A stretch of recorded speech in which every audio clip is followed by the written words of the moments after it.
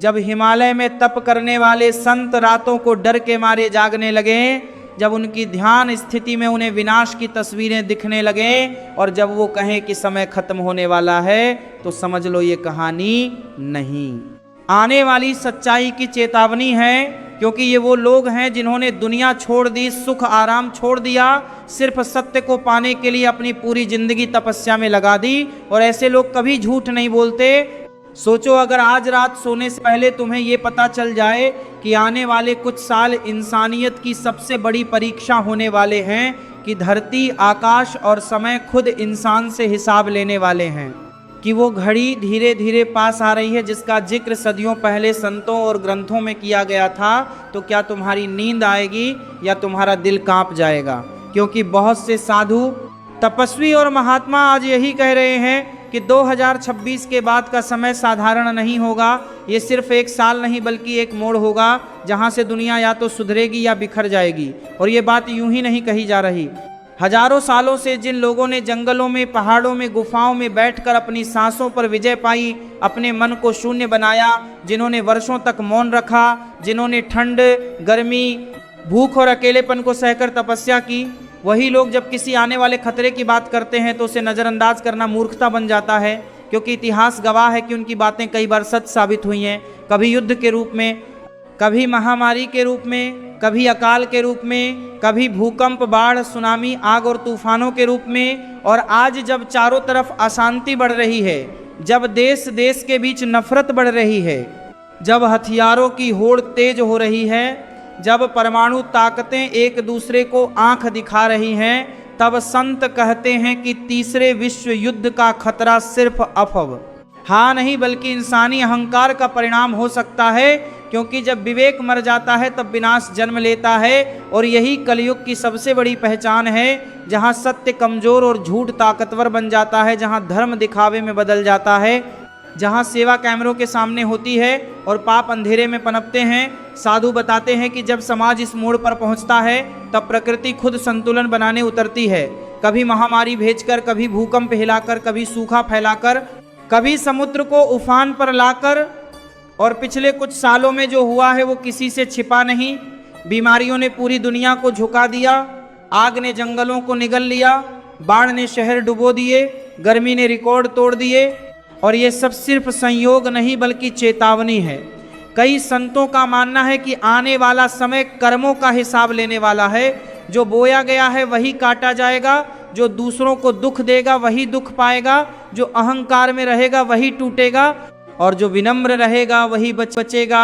भविष्य मालिका जैसे ग्रंथों में भी संकेत मिलते हैं कि एक समय आएगा जब राजा से लेकर आम आदमी तक भ्रम में जिएगा, जब सच्चाई को दबाया जाएगा, जब धर्म की जगह राजनीति चलेगी, और तब धरती कांपेगी, आकाश रोएगा, नदियाँ सूखेंगी, पहाड़ दरकेंगे, और मनुष्य खुद से सवाल करेगा कि हमने ये सब क्यों होने दिया। संत कहते हैं कि ये सब डराने के लिए नहीं बताया जाता बल्कि जगाने के लिए कहा जाता है, ताकि इंसान अभी भी संभल जाए, अभी भी अपने कर्म सुधार ले, अभी भी लालच छोड़ दे, अभी भी दूसरों का सम्मान करना सीख ले। क्योंकि जब अंतिम चेतावनी खत्म हो जाती है तब बदलाव दर्दनाक होता है। बहुत से तपस्वी बताते हैं कि ध्यान की गहराई में उन्हें समय की तरंगें महसूस होती हैं, आने वाली हलचल की आहट सुनाई देती है, और वही आहट आज उन्हें बेचैन कर रही है। वो कहते हैं कि आने वाले वर्षों में आर बहाने पर समय कर सकती है। ठीक संकट, सामाजिक टूटन, मानसिक अवसाद और प्राकृतिक आपदाएं एक साथ बढ़ सकती हैं, जिससे कमज़ोर लोग टूट जाएंगे और मजबूत आत्मा वाले ही टिक पाएंगे। लेकिन मजबूत वही नहीं जो पैसे वाला हो, मजबूत वो है जिसका मन स्थिर हो, जिसका विश्वास अडिग हो, जिसका चरित्र साफ हो। अगर युद्ध जैसी स्थिति बनी तो घबराने से कुछ नहीं होगा। अगर महामारी फैली तो डर से ज़्यादा समझदारी जरूरी होगी।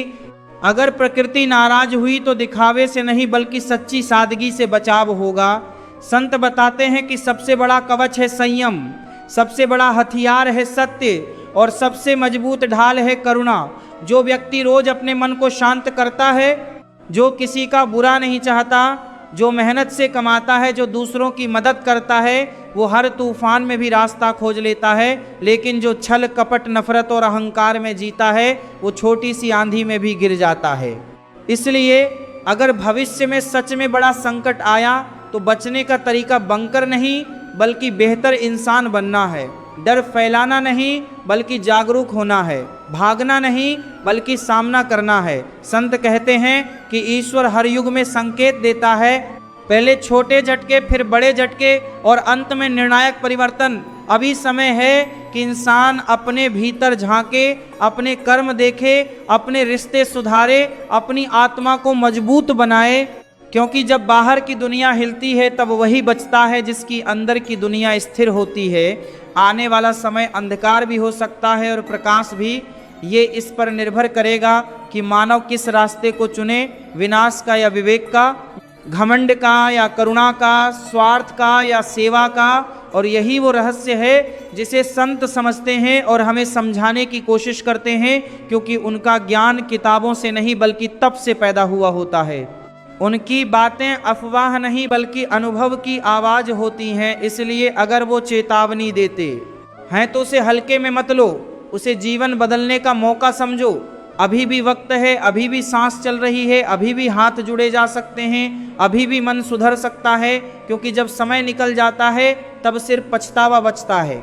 और आने वाले वर्षों में सबसे बड़ा सवाल यही होगा कि क्या तुमने खुद को तैयार किया था या तुम भी भीड़ के साथ बह गए थे। सोचो, अगर कल सुबह उठते ही तुम्हें पता चले कि जो बातें कल तक अफवाह लगती थीं वो एक एक करके सच होने लगी हैं, कि जिन संकेतों को तुमने मजाक समझा था वही अब हकीकत बनकर सामने खड़े हैं। और तब तुम्हें याद आए कि कितने संतों ने पहले ही कहा था कि समय बदलने वाला है, कि आने वाला दौर आसान नहीं होगा, लेकिन तब किसी ने ध्यान नहीं दिया। क्योंकि इंसान की सबसे बड़ी कमजोरी यही है कि जब तक खतरा दरवाजे पर नहीं आ जाता तब तक वह चेतावनी को कहानी समझता रहता है। महाभारत के समय भी यही हुआ था, जब ऋषि मुनियों ने पहले ही बता दिया था कि अधर्म बढ़ चुका है, कि युद्ध टाला नहीं जा सकता, कि विनाश निश्चित है। लेकिन राजाओं ने अहंकार में उनकी बात नहीं मानी और अंत में पूरा वंश मिट गया। रामायण के काल में भी संतों ने संकेत दिए थे कि रावण का पतन तय है, कि उसका अहंकार ही उसकी मौत बनेगा। लेकिन उसने भी तपस्वियों की बात को कमजोर समझा और परिणाम सबके सामने है। इतिहास गवाह है कि जिन लोगों ने सच्ची साधना की, जिन लोगों ने जीवन को तप में बदला, जिन लोगों ने सांस सांस को ईश्वर से जोड़ा, उनकी भविष्यवाणियां कल्पना नहीं बल्कि समय का आईना होती थीं।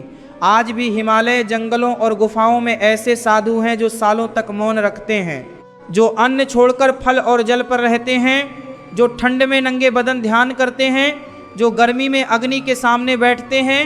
और ऐसे लोग जब कहते हैं कि आने वाला समय भारी है तो उसे नज़रअंदाज करना अपने पैरों पर कुल्हा ढी मारने जैसा है, क्योंकि तपस्या सिर्फ शरीर को नहीं जलाती, वो चेतना को तेज करती है और तेज चेतना समय की लहरों को पहले महसूस कर लेती है।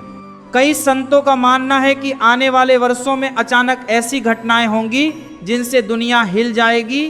कहीं युद्ध भड़केंगे, कहीं शहर खाक बनेंगे, कहीं बीमारियां लौटेंगी, कहीं भूकंप धरती चीर देंगे और लोग कहेंगे कि ये सब अचानक हुआ, जबकि असल में ये सब बहुत पहले बताया जा चुका होगा, बस सुनने वाला कोई नहीं होगा। आज सोशल मीडिया पर झूठी भविष्यवाणियों की भीड़ है, इसलिए सच्ची आवाज़ दब जाती है। लेकिन ध्यान रखना, असली संत प्रचार नहीं करते, वो डराने के लिए नहीं बोलते, वो चुपचाप संकेत देते हैं और जो समझ लेता है वही बच जाता है। महाभारत में विदुर और व्यास ने पहले ही चेताया था, रामायण में नारद और वशिष्ठ ने पहले ही इशारे दिए थे, लेकिन सत्ता और घमंड के सामने गिर गया और आज भी वही कहानी दोहराई जा रही है। फर्क सिर्फ इतना है कि तब तीर और गदा थे, आज मिसाइल और बम हैं, तब रथ थे। आज टैंक हैं, तब युद्ध मैदान था, आज पूरी धरती मैदान बन सकती है।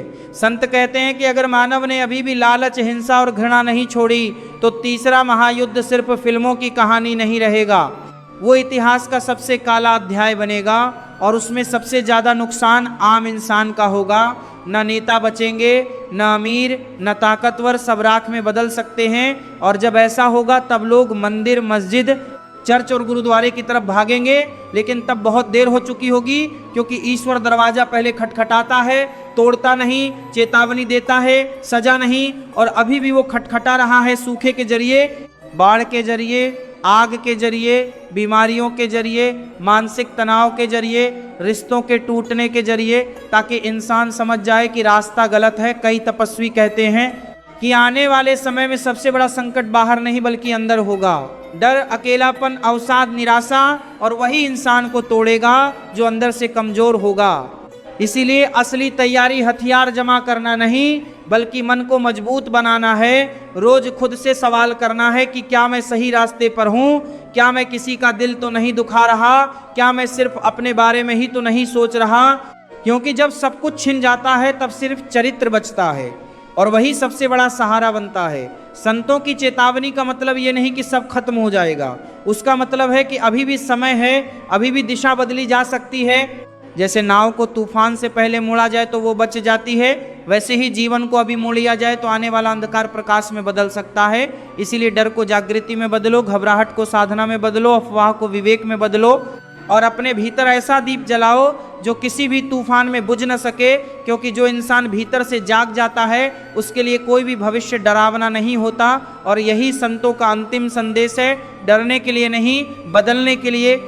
सोचो उस दिन के बारे में जब अचानक सब कुछ रुक जाए, मोबाइल नेटवर्क बंद हो जाए, बिजली गायब हो जाए, शहरों में सन्नाटा फैल जाए, आसमान अजीब रंग में बदल जाए और लोग घबराकर सड़कों पर निकल आएं। कोई रो रहा हो, कोई चिल्ला रहा हो, कोई भगवान का नाम ले रहा हो, और तब याद आए कि संतों ने तो ये सब पहले ही कहा था, लेकिन हमने तब हंसी में उड़ा दिया। आज कई साधु कहते हैं कि आने वाला समय ऐसा होगा जब इंसान को सबसे ज्यादा अपनी आत्मा की जरूरत पड़ेगी। क्योंकि पैसा, ताकत, रिश्ते, पहचान सब पल में छिन सकते हैं। सिर्फ कर्म साथ जाएंगे, सिर्फ संस्कार बचेंगे, सिर्फ सच्चाई काम आएगी। तपस्वी बताते हैं कि ध्यान की गहराई में उन्हें धरती के दर्द की आवाज सुनाई देती है। जैसे प्रकृति रो रही हो, जैसे पहाड़ करा रहे हों, जैसे नदियां सूखकर बदला लेने को तैयार हों, जैसे हवा भी गुस्से में हो। और ये सब इसलिए क्योंकि इंसान ने सीमा पार कर दी है। जंगल काटे, जल बर्बाद किया, जानवर मारे, झूठ फैलाया, नफरत बोई, और अब वही फसल काटने का समय करीब है। कुछ संतों का कहना है कि आने वाले सालों में कई देश अंदर से टूट सकते हैं, समाज बिखर सकता है, भाई भाई का दुश्मन बन सकता है, धर्म के नाम पर खून बह सकता है। और अगर ऐसा हुआ तो समझ लेना कि ये कलयुग का सबसे खतरनाक रूप होगा। क्योंकि जब इंसान इंसान का दुश्मन बन जाए तब सबसे बड़ा पतन होता है। लेकिन ध्यान रखना, संत सिर्फ डराने नहीं आते, वो रास्ता दिखाने भी आते हैं। वो कहते हैं कि अभी भी सब खत्म नहीं हुआ, अभी भी ईश्वर ने दरवाजा बंद नहीं किया, अभी भी मौका है सुधरने का, अभी भी मौका है बदलने का, अभी भी मौका है खुद को मजबूत बनाने का।